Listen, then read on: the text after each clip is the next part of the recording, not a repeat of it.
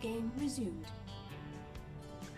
Welcome back, everyone, to the ESET UK Masters Challenger Series. We're in Game 4 of a best of 5. It is between two powerhouse Master Plus level players from the UK. I am Maddles, and well, we have seen some great action, but we will come to that after we have introduced these two. In the top right position, the red Protoss, we have Randy.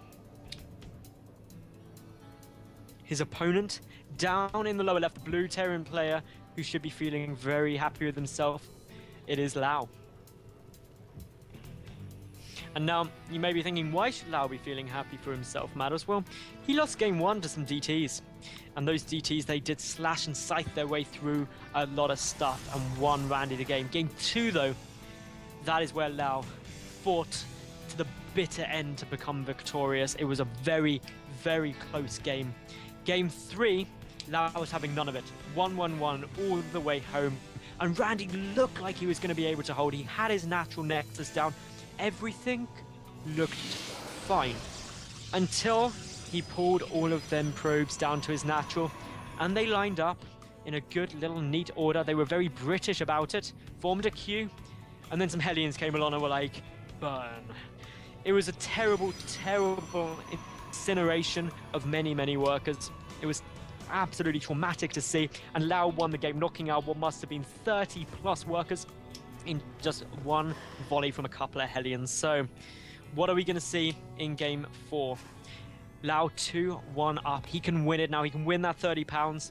Randy desperate to stay in it. He wants to level out this series, force it to a game 5, because these two, they're good friends. And reputation is on the line in the UK scene after all.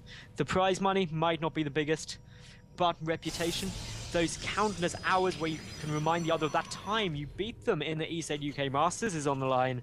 And that is motivation enough for men to go to great means in order to win. Of course, both these two guys I have met at iSeries events. They're cornerstones of the UK scene, and they are both amazing. Lau and Randy, both quality cool fellows, so do make sure that you get behind them, give them all of the support that they deserve. Lau at the moment, he's got the one gas up, the one barracks, the one factory, going 1-1-1, but with the supply depot wall off there, the probe was unable to get out that scouting information. Meanwhile, the SCV marking its way up for Lau, gonna come in, gonna see that there are 2 gas down, as we've seen every game so far by Randy. So nothing too surprising, definite playstyle. The one thing we haven't seen from Lau yet is his very, very patented 2-port Banshee style. Maybe we will be blessed to see that in game 4 because it is incredible. But for the moment, just putting that bunker down on the low ground, playing them mind games yet again. And of course, different to the previous games where this bunker's come down, Randy is unaware that there is a gas there, and that means that he really genuinely has no inclination of whether there is a command center or not. Randy, though, he's getting up that Twilight Council. Is he going DTs again? Is he going Blink? Blink would be great on this map with such a large cliff area, and he would be mixing it up from builds he's previously done. So these are the different options that they've got available. Meanwhile, for Lau, it is a 1-1-1. 1 barracks, 1 factory, 1 starport. No add-ons, Hellions in production. This is certain to be that same push he's used in game 3 and also in game 2. So will it be successful? We'll wait to find out. But for the Twilight Council is finished. What is going to come out of that? Will we see Dark Shrine or will we see Blink? It's a Dark Shrine. DTs yet again. Randy, he found he was very successful in game 1 with that and has not been successful since. So going back to his roots, but also getting down Blink. Ooh. And this is suddenly very exciting to me because Blink with some DTs, this gives him options. So he's mixing things up. He's using all of his gas.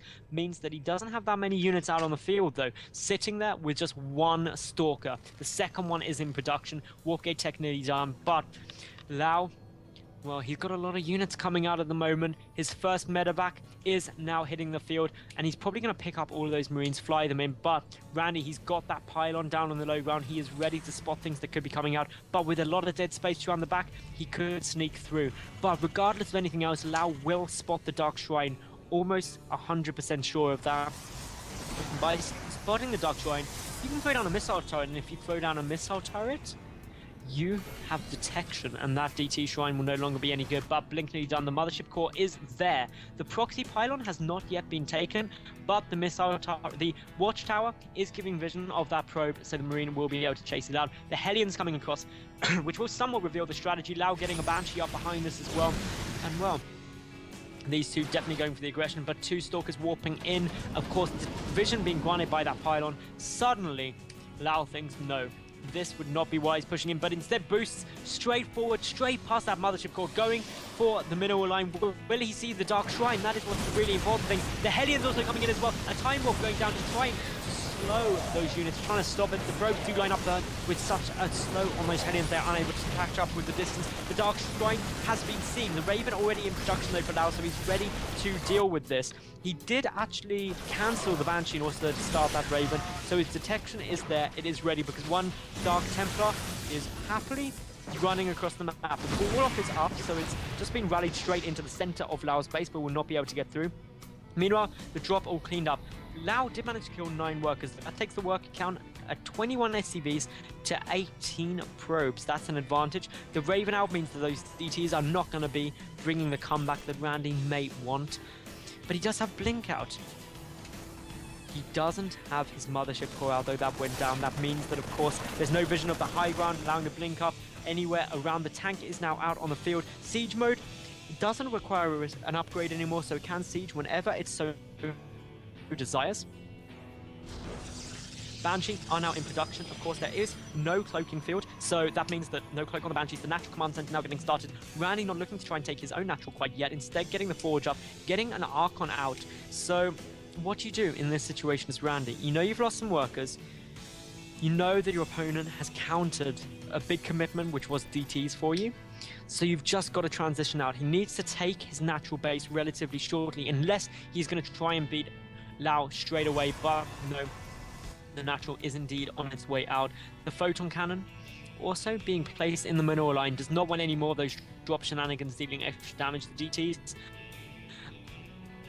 are working their way around to the left watchtower, becoming suddenly the most expensive unit you could possibly ever hope to hold a watchtower for you, except maybe the Archon holding the bottom one with the Stalker's help. But lots of vision knows that if Lau tries to move out, he should be able to spot it. There's just a very small area he can sneak around the edge of the map, and that is what that Banshee is doing. It's coming in, but with the cannon there, it may not have too much fun. Cloaking field is getting researched now, so it will be able to cloak, but with the detection from the cannon will not do any good. The Dark Shrine though is exposed. That could get taken down very easily, and that could be very well what Lau decides to go for. Just abusing the fact that that cannon is to the side, tries to pick up the Stalker as quickly as it can, is doing so quite effectively, but a blink back means the Stalker pulls back to safety. But because of these gateways, actually, Lau should be able to position that Banshee where he cannot actually get shot at all. And that is really, really frustrating. Neither of those Stalkers are in range of the Banshee. The Banshee looks like, you know what, I'm going to kill your Dark Shrine then. And there is nothing that you can do about that. The DCPs are going to be no more Archons in the mid-game. This is a big loss to Randy at the moment. That was a really big commitment for him, and if he can't get anything with it, then it's a bit of a problem.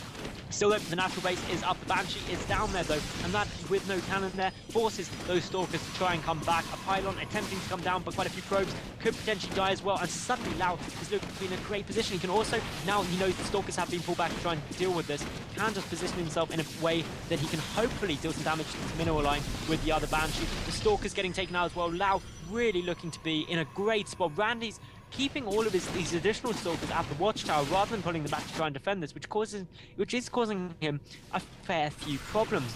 The other Banshee with a lot of energy does activate Cloak, and with no mobile detection, no robotics facility down yet, there's no way to stop this, and that means that Randy is likely to take a lot of damage here. The Banshee still trying to chase down everything and anything that it can. A third Banshee now coming in, Lau using them oh so effectively, moving the tanks down, moving the Marines down, and taking his natural base with this additional orbital command. He is in a very solid position. The second Banshee now starting to work away. The third one just sitting in the middle of the map, but is Randy going to go for it? He's got a decent number of Blink Stalkers, but with the tanks there with so many Marines, I don't think he'll be able to win that engagement, but he's going to lose his Nexus, and losing that Nexus is a huge problem, because that means he's on one mining base and the two mining bases of Lau. The vision of the high ground can be granted by this mothership core, which means that the Stalkers can blink up there. The Archon won't be able to follow, but Is Lau going to be able to reposition himself? Well, already the tank's starting to get a couple of shots off, knows that movement. He's already seen Blinkers being revealed with the Banshee, but it's Lau, he's taken out that natural base now, and he is in a good spot. The Observer is on its way, so finally those cloaked Banshee will not be able to do that much more, but the Blink Stalkers are trying to move up. Unfortunately, with so many Marines there and the tank on the high ground, they are taking a lot of damage and will be forced back. The Mothership Tower taking a lot of fire, does get away just in time. And while these Banshee now starting to work away at that single warp gate, and now cloaking, there are 3 of them against 3 Stalkers, which means they should win that fight. But with the Observer there, it means that it will be time limited. The Stalkers desperately trying to pull back towards the cannon, but the one now falls. The second one taking a lot of damage. You need to be careful with the cannon there. If you don't want to engage cannon and 2 Stalkers, you won't win that fight with 2 Banshee. But Randy, forced back at the moment, is going to be able to blink forward and try and get the final shot off on the Banshee, but it does get away just with 20 health. And well, this has been effective harassment out of Lau. 10 workers killed and Nexus killed as well. Lau is 34 SCVs compared to the 27 probes of Randy. He's got 2 mules, he's got an additional base as well. He's in a great spot. He's getting more Banshee out, he's getting more tanks out, he's got concussive shells, combat shield, everything that he wants on the way. And Randy, without retaking that additional base until now, is going to get pretty far behind. The concern though, ultimately, is that Lau has got to just deal with these Blink Stalkers. One could blink up, and actually Randy could stabilize. The problem though is the tanks up on the high ground, the Marines spread out very nicely. The additional 3rd command center even on its way for Lau. He's that far ahead. The Dark Shrine getting reconstructed for the Protoss player at the moment. Things are looking fairly tough, but at some point Randy's got to go for this, because considering Lau is producing 2 SCVs at a time and has that base up already, whereas Randy doesn't, it just means that he's getting further and further back in terms of the worker count, and that in itself is a huge problem, especially when a Terran player has mules and a Protoss does not.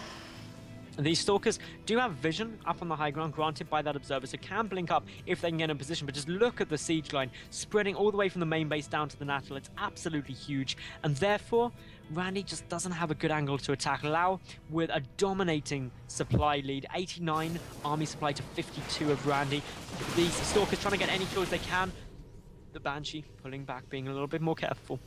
The other Banshee just sitting by the right watchtower, waiting to go in, and to be honest, with the cannon there, it should be okay. There's a cannon at the natural as well now. And Randy just trying to contain his opponent. But the trouble is, you don't really want to contain your opponent that much when they are just happily macroing to themselves. Randy really needed to do some damage to come back into this. And there's a good blink forward. Managing to pick off the tanks before they are able to siege up without taking too many losses. 3 Stalkers for 2 tanks. I'd take that trade. It's not fantastic, but it's better than nothing. Missile turrets also coming up just to make sure no DTs can come in. Also forcing back that Observer now as well. So that's quite nice. The Raven is on its way, edging forward, forcing Randy back for the time being. But the Banshee, they're not doing anything, just sitting in that right watchtower still.